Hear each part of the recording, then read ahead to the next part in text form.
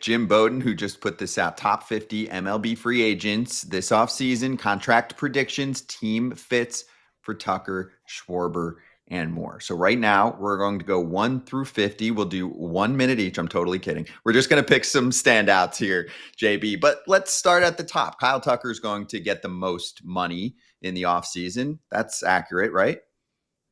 Yeah, I think so. I mean, he's 28 years old. He'll play next year at 29. So, I think realistically he gets a 10-year deal. The thing that Tucker does is he's 30 homers, he's 30 steals, he's plus defense in right field. He's a really good base runner. He's a complete player. Now, he's not the franchise player, right? You don't want to sign him as the face of your franchise. You want to put him on the team where he's going on a team that's got a loaded lineup, and then there's real value there, right? I mean, if you put him on the Dodgers, you put him in right field, move T.O. to left, and now you got a plus defender in right field that you haven't had all year, and another 30 homer, 30 steal guy in that lineup. He's a perfect fit for the Los Angeles Dodgers. He's a good fit for the New York Yankees. Put him in left field, and that short porch in right field, let him eat. I also like him with the Phillies, the Mets, and the Giants, but I think the best spot for him is Dodgers or Yankees. But yeah, he's going to get paid. I originally thought before the season started he might get 500. I don't now. I've got him at 10 years, 427 million over 10. But really good player and a complete player. I mean, I'm digging through this list. I looked at it earlier. There's some names on here to me that are very interesting. Brandon Woodruff, who you have way down the list, right? He showed he could do a lot of things, and then he goes and gets hurt. What's he going to get, right? Some of these other names are big name guys. Like especially even I'll go to your top 10 that you have on here. I mean, obviously Tucker, Schwarber, Pete Alonso, but what's he going to get again, right? Because he went through it last year, and now he's. And then the one that pops out to me though is your number 4 guy. Framber Valdez. Are the Astros going to pony up and keep him? You put San Francisco, he seems like the perfect guy to complement Logan Webb right at the top of that rotation. But is Buster Posey into the whole catcher where he crosses up his catcher on purpose, although he didn't do it on purpose, right? And then there's the up and down. Like there's so many things with him. Like he should get, if you just go off talent, a huge contract. But then there's so many things where people are like, I don't know. Yeah, great. You threw a lot at me again. I love that, AJ. So let's start with Woodruff. It all depends on the medicals, right? I mean, what he gets paid is going to all depend on what does the MRI say? What is the health risk? Is it a 1-year prove-it deal, right? Or is it a 2-year with an opt-out kind of deal? Kind of like Jack Flaherty. Flaherty signed John Flaherty with the Tigers. So, Woodruff's a tough call. Like Zach Gallen's a tough call, right? Does he get a Baldy's 3 at 75, or the way he pitched in August, does he get better? Getting back to your Pete Alonso, yeah, I think he's going to get the long-term deal this year. And if the Mets are going to do short-term again, I think he leaves. I do. Alonso plays every day. That's what he does. He plays 150. He played 162 this year, but he posts. He hits 40 homers every year. And it's okay to give him a 6-year deal, even if he's your DH, right? I mean, it's okay to pay that. He's a difference maker, right? And he's a good teammate. So I think so. The Valdez one's fascinating. I overshot Valdez on purpose just because I think pitching's so hard to get by. I think the San Francisco Giants is a great spot for him. I do. I think that what happened with the catcher is something that you're going to have to explain. You're going to have us understand it, but at the same time, with that kind of sinker and that track record and being able to pitch the big games in October, there's just only so much pitching out there. I mean, it's him, it's Ranger Suarez, it's Dylan Cease, it's Zach Gallen. There's only so many starters out there, and every GM you talk to, what are they looking for? A starting pitcher. So, yeah, he's going to get paid. And I do love the fit with the Giants. And I know one thing, as much as I think the Giants need one more bat, Buster Posey's making it clear to agents and to GMs that pitching is what his goal is this offseason. All right, you brought up Pete Alonso. Your prediction for Kyle Schwarber was 5 years, 150 at 30 a year. Pete Alonso, who's 2 years younger, at the 6 years, 180, so 30 a year. Well, you said 182, so you gave him an extra $2 million. Do you feel like they are comparable players, even though there's a 2-year difference? And you're essentially getting more out of Alonso? Yeah, so I mean, you had an extra year at 22, so I don't know if you're taking a lower AAV, but look, I have Schwarber ranked right behind Tucker ahead of Alonso. That's how I view it. I'll tell you why I view it that way. I think Kyle Schwarber on a scouting scale of 20 to 80 is an 80 teammate. I think he makes everybody around him better. He makes rookies better. He makes veteran players better. He makes managers better. Everything he does, those intangibles, is why he's second on this list. Outside of the Dodgers, who have Ohtani, and the Yankees, who have Stanton's contract they're stuck with, I think every other team in baseball should try to get Kyle Schwarber to be the guy. Now, in terms of why I put the money where I put it, everything I'm understanding is, again, this is information that I'm getting, that it sounds like 5 years, 150 to 170 is where this thing is going to land. That's what I've been told by everybody. Now, with Scott Boras representing Pete Alonso, just knowing Scott over the years, there's certain plateaus that he looks for. And if he gets a bidding war, he's going to get that 6 year for Alonso. And I think he's proven enough. I mean, look, if you're the Red Sox, how great would Alonso look in that lineup, right? That power. If you're the Seattle Mariners, who are that close to the World Series, how would those 40 home runs look in that lineup, right? If I'm Texas, how great would he look at first base for them? So I just think there's a lot of fits there, and I think he's been so consistent in playing and hitting homers that, look, I'll take Schwarber or Alonso, either one. I love them both. I'm getting 40 homers from both of them. I just think Schwarber's going to get 5 years and Alonso is going to get 6. Hey, we've told you about Huel's new Daily Greens ready-to-drink can, but also we do not want to forget about the OG.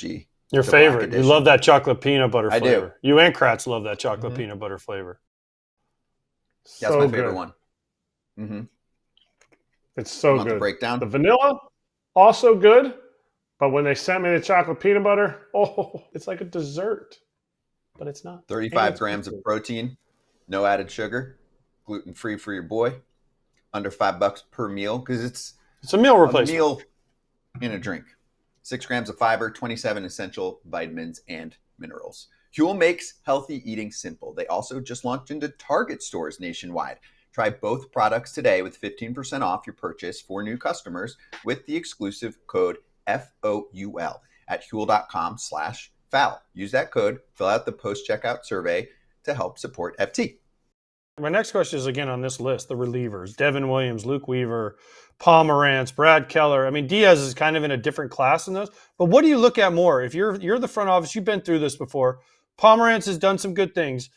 Devin Williams was many considered the best relief pitcher in baseball until this year, right? Luke Weaver had a great year last year, fizzled a little bit this year. What do you value when you go into free agency and you say, all right, these are the best relievers out there. Who do I give my money to, and how do I judge how much to give them to?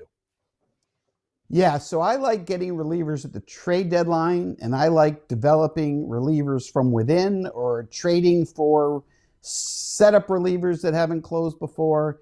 In my history as a GM, I traded for Jeff Shaw and Jeff Brantley, and I just Danny Graves, and all three closed and all three won Rolaids for me. I like creating my own and not spending the money.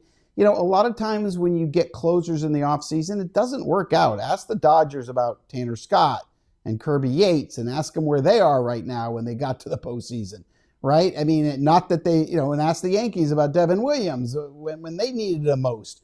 I mean, unfortunately, the way, the Mariano Rivera's and the Trevor Hoffmans were exceptions historically.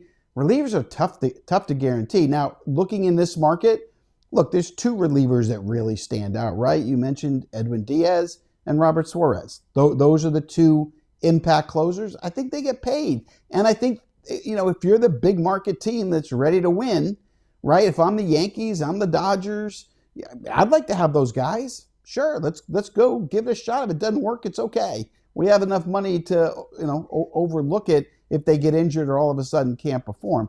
And then you got to get creative. Look, I'd like to take a chance on Luke Weaver based on what I saw a year ago. Can I get him back to there?